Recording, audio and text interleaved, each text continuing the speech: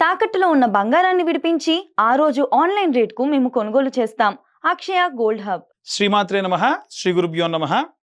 December నెలలో 1వ తారీఖు నుండి 31వ తారీఖు వరకు కూడా ద్వాదశ రాశులకి కూడా ఎలా ఉండబోతుంది, ముఖ్యంగా గురు తిరోగమనం అప్పటి వరకు శుక్రుడు తన స్వక్షేత్రంలో నుంచి ఈ యొక్క వృశ్చికంలోకి ప్రవేశించడం, కుజుడు కూడా డిసెంబర్ 8, 9 తారీఖుల తర్వాతకి వృశ్చిక రాశి నుండి ధనుస్సులోకి ప్రవేశించడం, అప్పటి వరకు శుక్రుడు స్వక్షేత్రంలో ఉన్న కారణం చేత అది మాలవ్య యోగంగా, అలాగే కుజుడు గనక తన స్వక్షేత్రంలో ఉంటే రుచక యోగం ఉన్నటువంటివన్నీ కూడా 7, 8 తారీఖుల వరకు మాత్రమే యోగిస్తూ ఉన్నాయి. 7, 8 తారీఖుల మధ్యలో ద్వాదశ రాశుల వారు ఎవరూ కూడా ఎట్టి పరిస్థితులలో ఇక్కడ చతుర్గ్రహ కూటమి అనేటువంటిది ఏర్పడుతుంది. అది కేవలం ఒక రోజు మొత్తం ఉంటుంది.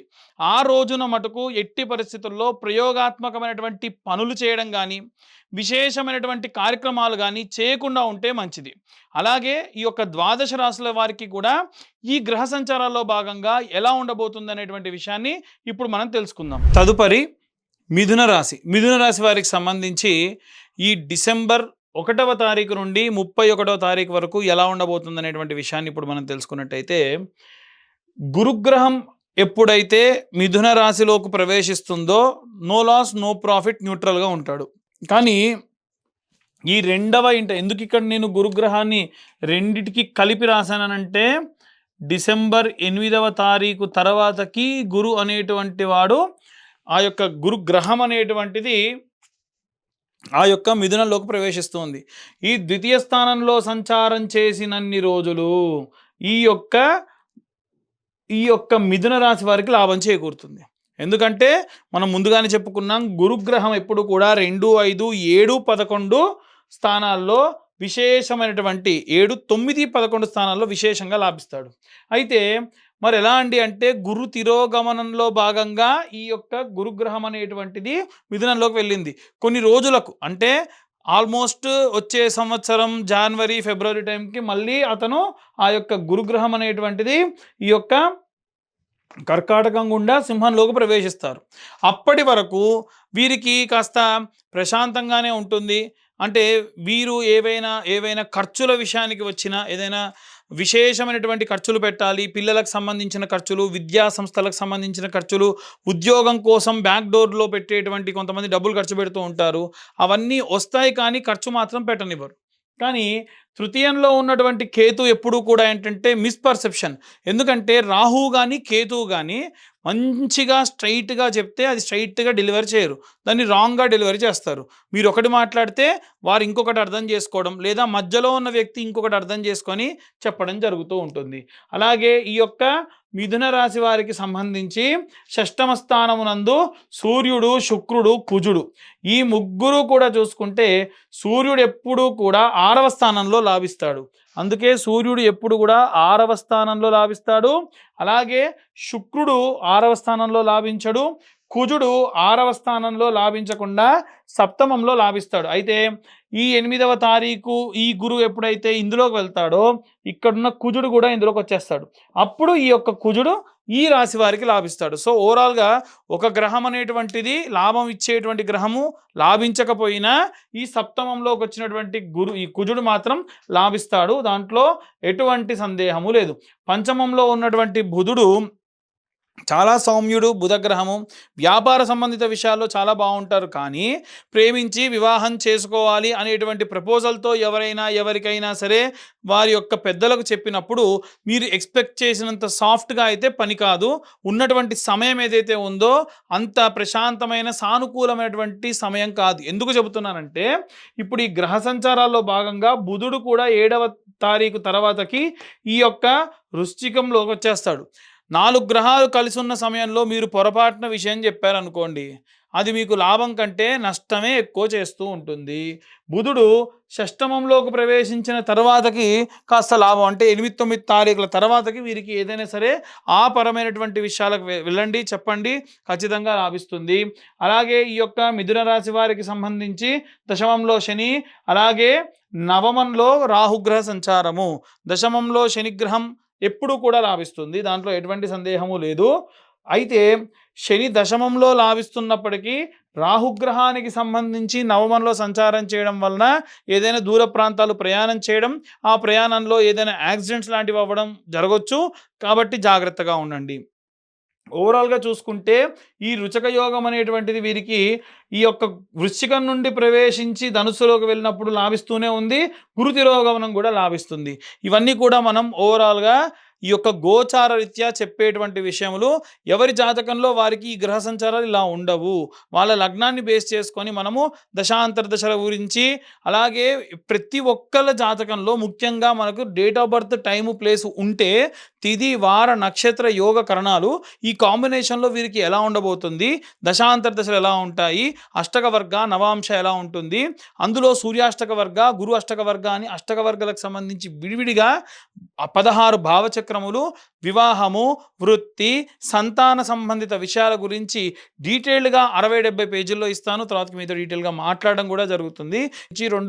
2511 చార్జ్ చేయడం జరుగుతుంది. ఎందుకంటే నాకు కనీసం ఒక రోజు సమయం పడుతుంది కాబట్టి నేను ఖచ్చితంగా దానికి సంబంధించి చార్జ్ చేయడం జరుగుతుంది. ఆసక్తి గలవారు కింద ఉన్న నెంబర్‌కు కాంటాక్ట్ చేయండి. ఇక అందరూ కూడా ఏ రెమెడీస్ తీసుకోవాలి, ఏ మంత్రం చదవాలి అనేటువంటి విషయాన్ని ఇప్పుడు మనం తెలుసుకుందాం.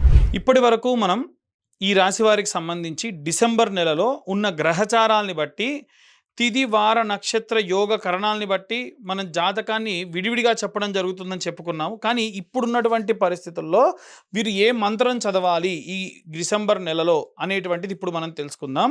ముఖ్యంగా అండి, ఈ వీడియో చూస్తున్న వాళ్ళు దయచేసి వీడియో అలా చూస్తున్నారు తప్ప మేము చెప్పేటువంటి మ్యాటర్ ఇన్ఫర్మేటివ్గా ఉంటే దయచేసి లైక్ చేయండి. వీలైతే ఇన్ఫర్మేటివ్గా ఉండి ఇంకొంతమందికి షేర్ చేయండి. కాస్త దానివల్ల మాకు ఎంకరేజ్ చేసిన వాళ్ళు అవుతారు. అయితే ఇప్పుడు నేను చెప్పే రెమెడీ అందరూ కూడా పాటించండి. మంత్రం ఏం చదవాలి అనేటువంటిది నేను ఆఖరిలో చెప్తాను.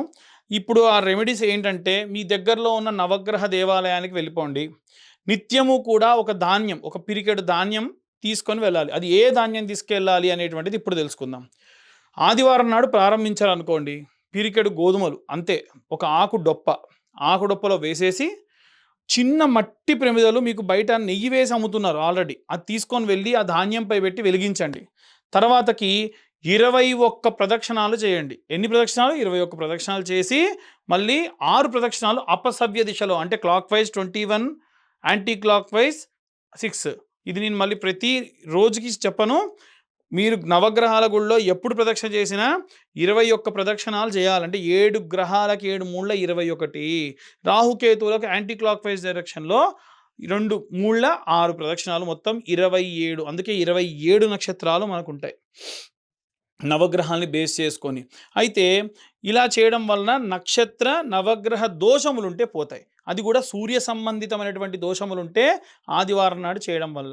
అయితే ప్రదక్షిణాలు చేసేటప్పుడు ఆదిత్యాయ చ సోమాయ మంగళాయ బుధాయ చ గురు శుక్ర శనిభ్యశ్చ రాహవే కేతవే నమః అనేటువంటి మంత్రం చెబుతూ ఎన్నిసార్లు వేతే అన్నిసార్లు. దయచేసి మీరు ఆ దేవాలయానికి వెళ్ళేటప్పుడు ఏం తీసుకెళ్ళినా అక్కడితో పూర్తవ్వాలి. నేను నూనె బాటిల్ తీసుకెళ్తా, నేను నూనె పోసి వెలిగిస్తా, ఆ నూనె మళ్ళీ ఇంటికి తీసుకెళ్తా, కుదరదు. పసుపు తీసుకెళ్తా, కుంకుమ తీసుకెళ్తా, కేజీ పొట్లను తీసుకెళ్ళి కొద్దిగా వాడి వెనక్కి తీసుకొస్తా, కుదరదు. మీరు ఏ క్వాంటిటీ తీసుకెళ్తారో అక్కడితో క్లోజ్ చేయండి. అంటే తక్కువ తీసుకెళ్ళండి, అక్కడితో క్లోజ్ చేయండి. సోమవారం నాడు విషయానికి వస్తే, పిరికెడు బియ్యము లేదా వడ్లు ఒక ఆకుడొప్పలో వేసి చంద్ర భగవానుడి దగ్గర పెట్టండి. మొదటి రోజు సూర్యుడి దగ్గర పెట్టండి, రెండవ రోజు చంద్ర భగవానుడి దగ్గర పెట్టి దానిపైన ధాన్యం పైనే ఒక దీపం, ప్రతిరోజు కొత్త దీపం వెలిగించాల్సిందే. మట్టి దీపం ₹2, ఇంత చిన్న దీపాలు ₹2 ఉంటాయి. దాంట్లో ఇంతంత నెయ్యి వేయండి, ఒత్తి పెట్టండి. అవి కూడా రెడీమేడ్గా అమ్ముతున్నారు, అవే తెచ్చుకొని పెట్టుకున్నా సరిపోతుంది. అలాగే ఈ ప్రదక్షిణాలు కామన్, ప్రతిరోజు కూడా చేసేటువంటివి. అలాగే మంగళవారం నాడు కుజుడికి, అలాగే రాహుకి, కేతువుకి కూడా చేయొచ్చు. అయితే కుజగ్రహానికి చేసేటప్పుడు పిరికెడు కందులు తీసుకొని ఒక ఆకు డొప్పలో వేసి, ఒక పిరికెడు కందులు తీసుకొని ఆకు డొప్పలో వేసి చిన్న దీపం ఆ కందుల పైన వెలిగించేసేయండి. తరువాతకి ఆ ప్రదక్షిణాలు చేయడం కామన్, చదివేటువంటి మంత్రం కూడా కామన్. తర్వాతకి బుధగ్రహానికి సంబంధించి పిరికెడు పెసర్లు వేసి దీపం పెట్టేసి బుధవారం నాడు ప్రదక్షిణాలు కామన్, మంత్రం కామన్. గురువారం నాటి విషయానికి వస్తే శనగపప్పు లేదా శనగలు పిరికెడు వేసి ఆకుడొప్పలో దానిపైన కొత్త దీపం, ప్రతిరోజు కూడా కొత్త దీపం వెలిగించాలి. చిన్న మట్టి ప్రమిద సరిపోతుంది. ప్రదక్షిణాలు చేసేటప్పుడు మంత్రం చదవాలి. 21 ప్రదక్షిణాలు, 6 ప్రదక్షిణాలు అపసవ్య దిశలో. అలాగే శుక్రవారం నాడు పిరికెడు బొబ్బెర్లు వేసి తర్వాతకి దీపం పెట్టి తర్వాతకి మీరు ప్రదక్షిణాలు కామన్, అలాగే మంత్రం కూడా కామన్. ప్రతిరోజు కూడా ఎన్ని ప్రదక్షిణాలు చేస్తున్నాం, ఎంత మంత్రం చదువుతున్నాం లెక్క అవసరం లేదు. ప్రదక్షిణాలకు మాత్రమే లెక్క. 21 సవ్యం, 6 ప్రదక్షిణాలు అపసవ్యం. అంటే clock wise, anti clock wise. Clock wise 21, anti clock wise 6. శని గ్రహానికి సంబంధించి చేసిన రోజు కొంచెం ప్రత్యేకంగా చేయండి. చేసేటప్పుడు పిరికెడు నువ్వులు ఆకుడొప్పలో వేసి దానిపైన ఒక దీపం పెట్టేసుకొని, వీలైతే దీపం నువ్వుల నూనెతో వెలిగించి, వీలైతే ఒత్తి కూడా నల్ల ఒత్తి వేసి ప్రదక్షిణాలు చేయడం ప్రారంభించండి. ఈ నవగ్రహ మంత్రాలతో పాటు నీలాంజన సమాభాసం రవిపుత్రం యమాగ్రజం ఛాయా మార్తాండ సంభూతం తం నమామి శనేశ్వరం అనేటువంటి మంత్రాన్ని చదవండి. ఇక మిగిలింది రాహుకేతువులు మంగళవారం నాడు చేయాలి కాబట్టి పిరికెడు నల్ల మినుములు ఒక ఆకుడొప్పలో వేసి దీపం వెలిగించి ఈ యొక్క ప్రదక్షిణాలు 21 కామన్గా మీరు ప్రతిరోజు చేసేవి, యాంటీ క్లాక్ వైజ్ డైరెక్షన్లో చేసేటువంటివి 6 ప్రదక్షిణాలు. అలాగే కేతుగ్రహానికి కూడా ఆకుడొప్పలో నల్లటి రంగులో ఉండేటువంటి ఈ యొక్క ఉలవలు వేసి దానిపైన దీపం పెట్టి ప్రదక్షిణాలు కామన్ 21, యాంటీ క్లాక్ వైజ్ 6.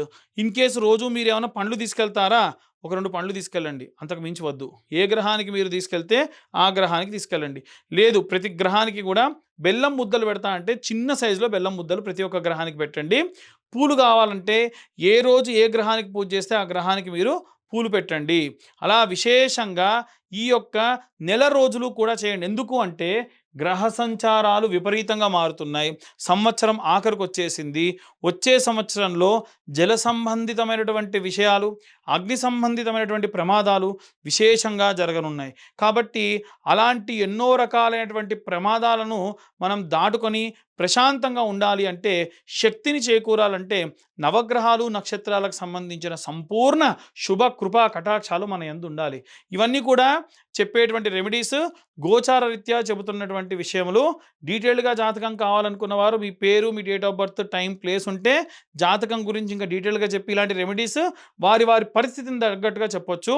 దానికి కాను 2511 రూపాయలు ఛార్జ్ చేయడం జరుగుతుంది. కాబట్టి మనకు 2026వ సంవత్సరం ఎలా ఉండబోతుంది, ఎవరైనా ప్రముఖులు గతించబోతూ ఉన్నారా, అలాగే ఎలాంటి ప్రమాదాలు జరగబోతూ ఉన్నాయి అనేటువంటి విషయాలుతో మీ ముందుకు వస్తాను. సర్వే జనా సుఖినో భవంతు. స్వస్తి.